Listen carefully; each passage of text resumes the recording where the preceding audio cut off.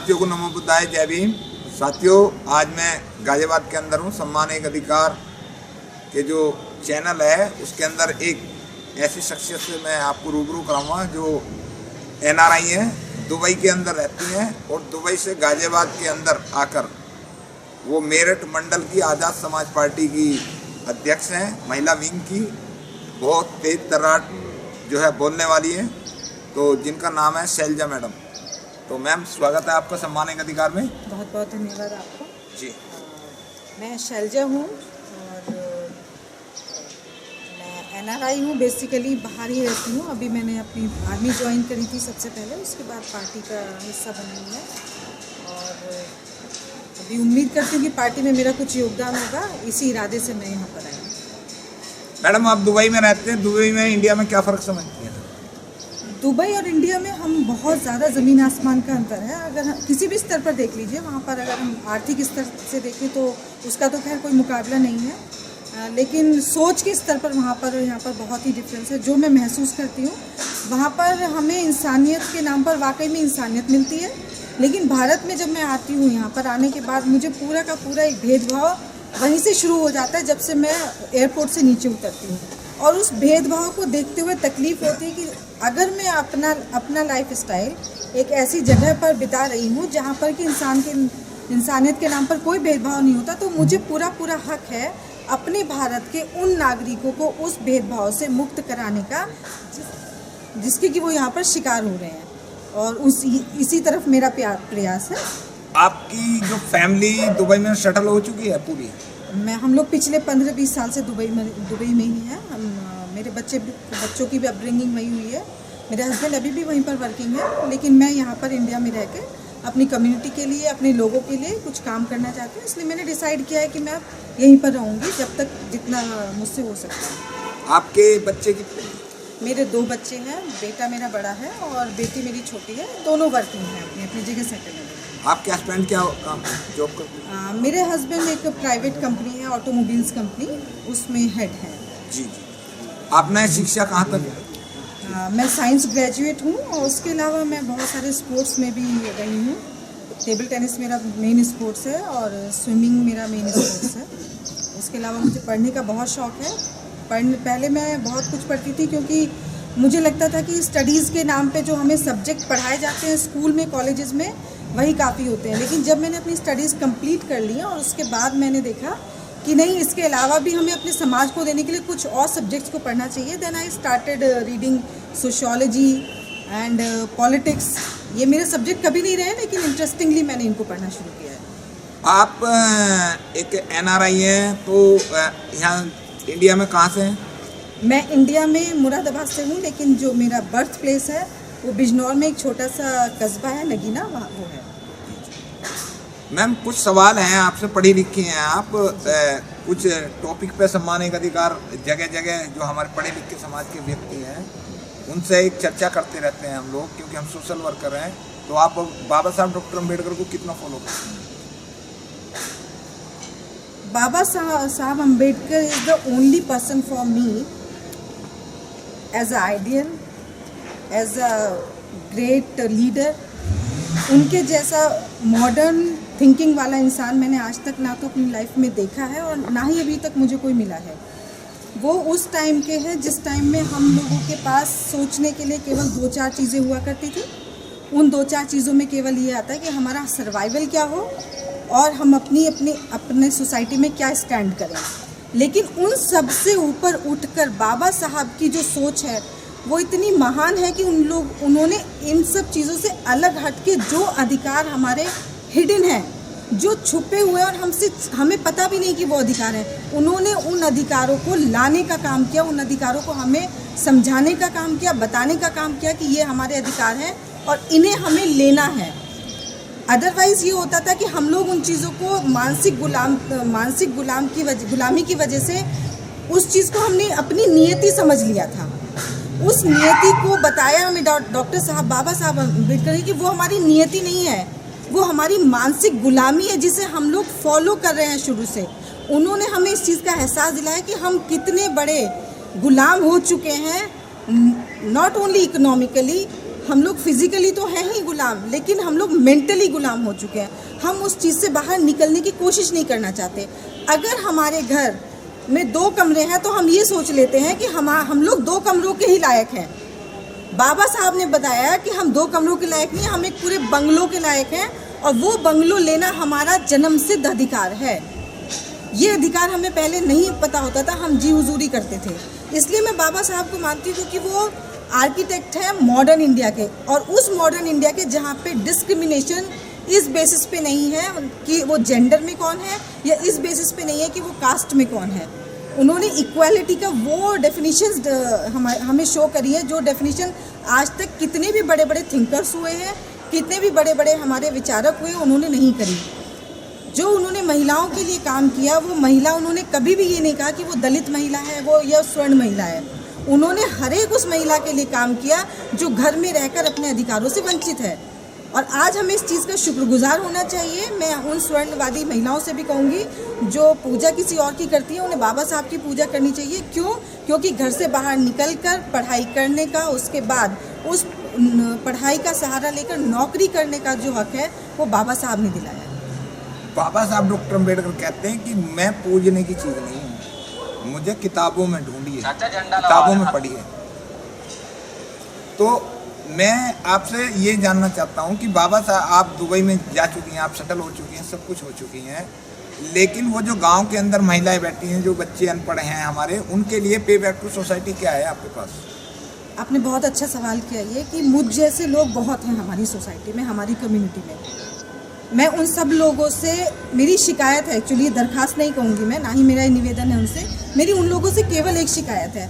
ऐसा नहीं है कि हमारी कम्युनिटी मेरे जैसे लोग, बुद्धिजीवी लोग या फाइनेंशियली साउंड लोग नहीं हैं, वो बहुत लोग हैं, लेकिन हम लोगों ने एक अपना दायरा बना लिया है जो हमारे इस स्टैंडर्ड के लोग हैं, कि उस दायरे से अगर हम बाहर निकलेंगे तो हमारी जो वो पहचान हमने अपने बूते पे बनाई है, उस पहचान का कहीं ना कहीं डिमोलिशन हो जाएगा, वो पहचान खत्म हो जाएगी। लेट्स से हमारे जितने भी यूपीएससी क्रैकर्स होते हैं, हमारे ब्यूरोक्रेट्स अपनी कम्युनिटी के होते हैं, उन लोगों को ये लगता है कि अगर हमने एक पहचान इस सोसाइटी में अलग से बना ली है, उस सोसाइटी में उस पहचान को तोड़ के अगर हम बाहर निकलते हैं तो हमें हे दृष्टि से देखा जाएगा। वो जो हे दृष्टि का उन्हें डर है, वो इतना हद तक सताता है कि वो उस चीज़ को छोड़ना नहीं चाहते। और अपने एक रिटायरमेंट के भी बाद एक लाइफ होती है, आप उस लाइफ को भी अपनी कम्युनिटी को डिवोट कर सकते हैं, आप अपने एक्सपीरियंस से अपनी कम्युनिटी को आगे लेके जा सकते हैं, आप अपने फाइनेंसेस से आगे लेके जा सकते हैं। लेकिन वो क्यों नहीं लेके जाता? कि उन्हें लगता है कि जो मेरा दायरा है वो लिमिटेड है, मेरा परिवार है, इन 4 लोगों का मैंने उत्थान कर दिया। लेकिन भाई, आपने उत्थान किस बेसिस पे किया? आपने उत्थान भी उस बेसिस पे किया जो बेस हमारे बाबा साहब अम्बेडकर ने बनाया। अगर वो बाबा साहब अम्बेडकर बेस नहीं बनाते तो आप कहाँ से अपने परिवार को उत्थान कर लेते? और जब आप उत्थान कर ही चुके अपने परिवार को, तो थोड़ा हट के अपने इस सामाजिक परिवार को भी देखिए। बाबा साहब डॉक्टर अम्बेडकर रिटायरमेंट के बाद ही क्यों याद आते हैं? नौकरी पर जब व्यक्ति सर्विस में रहता है, जब डॉक्टर अम्बेडकर को याद क्यों नहीं आते समाज को? ये एक डर है हमारे लोगों के बीच में, और ये डर मैं ये कहती हूँ ब्यूरोक्रेट्स में ही नहीं है, ये हमारे पॉलिटिशियंस में भी है। जो नेता बन के हमारे जा चुके हैं यहाँ से, उन नेताओं के अंदर इतना डर भरा हुआ है कि अगर हमने अपनी ये कुर्सी छोड़ दी तो हमारा क्या होगा। ये जो हम अपना सोचना, जो सेल्फिश मोटिव है हमारा, वो हम लोग को कहीं ना कहीं पे मारे डाल रहा है। जब तक हम सेल्फलेसली काम नहीं करेंगे कम्युनिटी के लिए, हम जब तक ये नहीं सोचेंगे कि समाज मेरा परिवार है, समाज ना समझ के उसे जब तक आप अपना परिवार नहीं समझेंगे, तब तक आप इसके लिए रिटायरमेंट चाहे आपका हो जाए, रिटायरमेंट चाहे आपका ना हो, आप कुछ नहीं करेंगे अपने समाज के लिए। आप आज की जो देश तराट वक्ता हैं, आप लोग मंच पे बोलने वाले हैं, आप जो पार्टी है आज़ाद समाज पार्टी से कौन से पद पे हैं? मैं आज़ाद समाज पार्टी से महिला मोर्चा मंडल अध्यक्ष। मेरठ से? जी, मेरठ से। मेरठ में कितनी विधानसभा? हमारी मेरठ में अभी तक मंडल में तो बहुत सारी विधानसभाएं, अगर मैं गिनूंगी, पहले मैं गाजियाबाद से चलती हूँ। तो आपको जो इतनी बड़ी जिम्मेदारी दी गई है, वो चंद्रशेखर जी ने, जो आपकी कार्यकारिणी पार्टी है, उसने दी है, तो आप ये बताइए कि गांव-गांव के अंदर आप आज़ाद समाज पार्टी का प्रचार कर रही हैं या नहीं? हाँ, आपने बहुत अच्छा सवाल किया। मैं यही आपसे कहना चाहती थी कि जो हमारा विलेज एरिया है जी, जो हमारा रूरल एरिया है जी, रूरल एरिया में हमारे ना तो विधानसभा के लोग जाते हैं जी, ना ही हमारे जिले के लोग जाते हैं जी। लेकिन 1-2 बार मैं अपने जिलाध्यक्ष पुष्पेंद्र जी के साथ रूरल एरिया में गई हूँ, और वहाँ पे मुझे लोगों का रिस्पांस जो मिला जी। वो मैं ये नहीं कह सकती बहुत ही ज़्यादा, लेकिन जो रिस्पांस मिला वो ऐसा रिस्पांस था कि आप आइए और हमसे जुड़िए, ठीक है ना। तो जो हम गांव जाके इस चीज़ का वो करते हैं, प्रचार करने की कोशिश करते हैं अपनी पार्टी का और अपनी भीम आर्मी का, उसमें हमारे साथ लोग जुड़ने के लिए तैयार हैं, लेकिन हमारे यहाँ से लोग नहीं जा पाते। I don't know what is the reason, लेकिन क्योंकि जब मैं ही नहीं जा पा रही हूँ तो मैं दूसरों के ऊपर उंगली कैसे उठा सकती हूँ। मैं एक दो बार महिलाओं के बीच में गई हूँ, मैं अपना पर्सनल एग्जांपल एक्सपीरियंस शेयर करती हूँ। जब मैं उन महिलाओं के बीच में जाकर बैठी तो मैंने उनको बताया कि आप लोग घर में काम करते हैं जी। बोले हाँ हम लोग हाउस वाइफ्स हैं जी। तो मैंने कहा जो आपका वोट है तो वो वोट आपका किधर जाता है, तो उनका एक सीधा सा आंसर था कि जो हमारे हस्बैंड कहते हैं हम अपना वोट वहाँ डालते हैं जी। मैंने कहा लेट्स से कि आपके हस्बैंड ने कहा कि आप अपना वोट बीजेपी में डाल दीजिए या आप आम आदमी पार्टी में डाल दीजिए तो आप वहीं डालेंगी। बोली हाँ। मैंने कहा तो आपको कैसे पता चला कि आपका जो अधिकार है वो पार्टी आपको दे देगी, ठीक है। तो बोले नहीं ये तो हमें नहीं पता। हमने कहा ये तो आपको जानना चाहिए कि जो आपका अधिकार है वो जो आपके लाके देगा जो पार्टी, आपको उसे वोट डालना चाहिए। ये लग बात है कि आपके हस्बैंड किस में वोट डाल रहे हैं। तो उनका यही जवाब था कि ये बात हमें पहले से नहीं बताई गई। आप एक बात बताइए, आप सोशल वर्कर तो है नहीं, आप तो पार्टी की नेता होगी। आपने बिल्कुल सही कहा, क्योंकि मैं पार्टी में हूँ तो इसलिए मुझे पार्टी की नेता समझा जा रहा है, लेकिन दिल से मैं सोशल वर्कर ही हूँ। नहीं, दिल नहीं चलता, पब्लिक में दिखावा चलता है। दिल के अंदर मेरे क्या है, आपके क्या है, ये आप जानती हो, या मेरे दिल के अंदर क्या है मैं जानता हूँ। बिल्कुल। आप लोग आए पार्टी के अंदर, आपको पद मिल चुका, आप समाज में काम कर रहे हो, आप भविष्य में चुनाव लड़ेंगी? अभी तक तो मेरा कोई इरादा नहीं है चुनाव लड़ने का, लेकिन अगर समीकरण ऐसे बैठते हैं कि हमें चुनाव लड़ना पड़ा तो हम बिल्कुल चुनाव लड़ेंगे। मैं आपको एक बात बताऊं कि एक सोशल वर्कर 10 नेता पैदा कर सकता है, लेकिन 10 नेता मिलकर एक सोशल वर्कर पैदा नहीं कर सकते। बिल्कुल सही कहा आपने, क्योंकि जो नेता है वो सोशल वर्कर इसलिए नहीं पैदा कर सकते क्योंकि जो नेतागिरी है या जो पॉलिटिशियन है वो पॉलिटिशियन का जो उद्देश्य है वो अलग होता है, सोशल वर्कर का जो उद्देश्य है वो अलग होता है। सोशल वर्कर को इस चीज़ से कोई फर्क नहीं पड़ता कि कल को मुझे पॉलिटिशियन बनाया जाएगा या नहीं बनाया जाएगा। नेता को इस चीज़ से ज़रूर फर्क पड़ता है कि कल को अगर मेरे पास सत्ता नहीं रही, मेरे पास कुर्सी नहीं रही, तो लोग मुझे सोशल वर्कर के रूप में भी नहीं पूछेंगे। हमारे समाज के 3 नेता हैं जी। चंद्रशेखर जी की पार्टी से आप आती हैं, आदरणीय बहन जी हैं और माननीय मेश्राम जी हैं। तीनों के तीनों व्यक्ति पढ़े लिखे हैं, तीनों के तीनों वकील हैं और तीनों के तीनों पार्टी चला रहे हैं। ये 3 व्यक्ति एक साथ बैठकर चाय नहीं पी सकते, फोटो नहीं खिंचवा सकते, तो आप समाज को कैसे जोड़ सकते हो? एक वोटर किस किस को वोट देगा? आपने भी मुझे बताया ये कि तीनों लोग जो हैं हम बुद्धिजीवी लोगों में से आते हैं, जो भी आपने बोला। हमारे चंद्रशेखर जी एडवोकेट हैं, हमारी बसपा सुप्रीमो मायावती जी भी एजुकेटेड हैं और एडवोकेट हैं, और मेश्राम जी भी बहुत ज्ञान रखते हैं। अब इन तीनों के बीच में एक अगर कोई डिसाइड करता है कि मुझे मिलना है जी। तो 2 लोग डिसाइड करते हैं कि हमें नहीं मिलना है जी। तीसरा अगर डिसाइड करता है मुझे मिलना है तो उसकी शर्त हो जाती है कि हम इन शर्तों पर मिलेंगे जी। तो आप मुझे बताइए कि जब आप किसी कम्युनिटी के लिए आप एक खुले दिल से या एक सेल्फलेसली काम करने चले हैं तो आप उसमें कंडीशंस क्यों रख रहे हैं आप, ठीक है ना। एक कंडीशन आपकी हो जाती है कि मुझे इस वजह से नहीं मिलना, उस वक्त उन वजहों को आप दूर करके समाज को सामने रख के क्यों नहीं मिलते हैं। उन सबका यही है मोटिव कि अगर एक मिलना चाहता है तो 2 नहीं मिलना चाहते, शायद इस वजह से कि उनका स्टैंडर्ड उनसे हाई हो सकता है, या तीसरा नहीं मिलना चाहता, उन्हें लगता है कि शायद हमारे चंद्रशेखर जी उम्र में कम है, उन्हें अनुभव कम है। लेकिन ये सारी बातें अगर साइड में रख के हम मिलें, आपस में बैठ के बात करें तो इन चीज़ों का जो असर है वो नगण्य हो जाता है। हम उस असर को नगण्य नहीं होने देना चाहते हैं, हम उनको अपने दिमाग में पाल के आगे चलते रहते हैं कि हमें इससे, आप अगर मुझसे मिल रहे हैं तो आपने एक ओपिनियन बना ली है मेरे लिए, आप उस ओपिनियन के तहत ही मुझसे मिलेंगे, आप चाहे कोशिश कर लीजिए उस ओपिनियन को। आपके तीनों में आदर्श, जो एक आदर्श होता है दिल का, भले हम किसी के साथ हों, लेकिन एक आदमी का मन का आदर्श होता है कि मेरे आदर्श या मेरी आइडियोलॉजी इनसे ज़्यादा अच्छी मैं कौन है। देखिए, मैं आदर्श के नाम पे किसी को भी नहीं मानती हूँ कि कोई मेरा आदर्श, मेरा वो समाज है, वो शोषित समाज है मेरा आदर्श, जहाँ पर 2 टाइम की रोटी के लिए उसे भूखे सोना पड़ता है कई बार।